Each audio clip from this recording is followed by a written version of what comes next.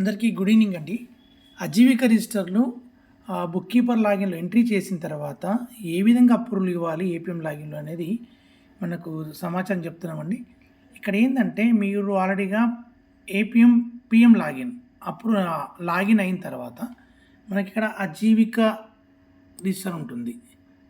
ఈ అజీవిక రిజిస్టర్ కాగానే ఇక్కడ మనకు ఏర్పడుతుంది ఏందంటే మనకు ఓన్లీ ఈ లాస్ట్ థర్డ్ క్వార్టర్‌తో ఏర్పడుతుంది మనకు. అరే సార్ ఇది నాకు ఫస్ట్ క్వార్టర్ ఏర్పడతలేదు, ఎట్లా ఏంటి అప్రూవల్ ఇవ్వాలి, నేను ఫస్ట్ క్వార్టర్ ఎంట్రీ చేసిన అప్రూవల్కి వస్తలేవు ఎట్లా అని అడుగుతున్నారు చాలామంది. అలా కాకుండా జస్ట్ ఇక్కడ ఫిల్టర్ ఉందండి, ఫిల్టర్ క్లిక్ చేసుకుంటే ఈ ఫిల్టర్ దగ్గర మనము Q1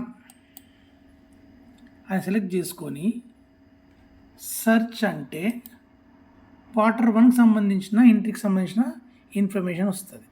ఈ ఇన్ఫర్మేషన్ వచ్చినప్పుడు మనం ఇక్కడ పేరు మీద క్లిక్ చేసుకుంటే ఇక్కడ మనకు అడుగుతుంది మా ఆదాయం, నెట్ ఇన్కమ్ ఏంటి, ఎక్స్పెండిచర్ ఏంది, ఏ క్వార్టర్లో వచ్చింది, క్లియర్ అడుగుతుంది. అడిగిన తర్వాత జస్ట్ ఇక్కడ వచ్చి మనం అప్రూవల్ అనాలి, కన్ఫర్మేషన్ అనాలి, అప్రూవల్ అయిపోతుంది.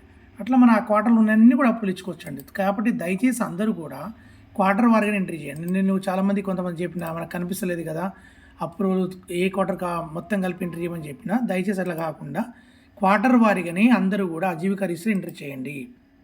ఎవరైనా మిస్టేక్లో 3 క్వార్టర్లు కలిపి చేసేస్తే అలా వదిలేయండి ఇప్పటివరకు. కానీ చేయని వాళ్ళకందరికీ కూడా క్వార్టర్ వారిని ఏ క్వార్టర్కి సంబంధించింది ఆ క్వార్టర్ సెలెక్ట్ చేసుకొని చేసుకోండి, వస్తుంది మనకి ఇక్కడ.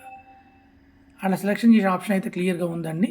మనం అప్రూవల్ కూడా ఇక్కడ ఇచ్చుకోవచ్చు, ఏ క్వార్టర్కి ఆ క్వార్టర్కి సంబంధించి. మీకు ఎగ్జాంపుల్ కూడా చూపించిన.